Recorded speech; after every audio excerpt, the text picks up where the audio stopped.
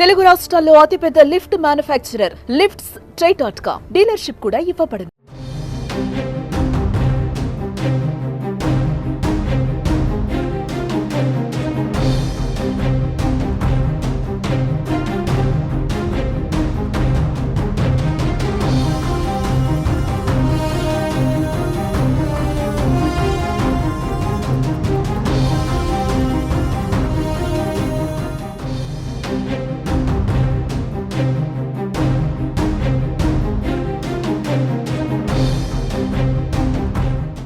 ప్రకాశం జిల్లా మార్కాపురం రైల్వే స్టేషన్లో కొందరు ప్రయాణికులు నరకయాతన అనుభవించారు.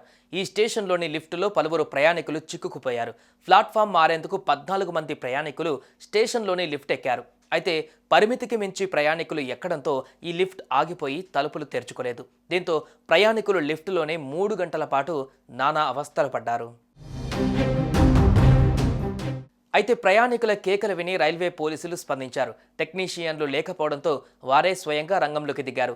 తీవ్రంగా శ్రమించి ప్రయాణికులను బయటకు తీసుకువచ్చారు. వీరంతా తిరుమల దైవ దర్శనానికి వెళ్లి తిరుగు ప్రయాణంలో మార్కాపురం రైల్వే స్టేషన్కు రాగా ఈ ఘటన చోటు చేసుకుంది. ఈ మధ్యకాలంలో అనేక రైల్వే స్టేషన్లలో లిఫ్ట్ సౌకర్యం కల్పిస్తున్న విషయం తెలిసిందే.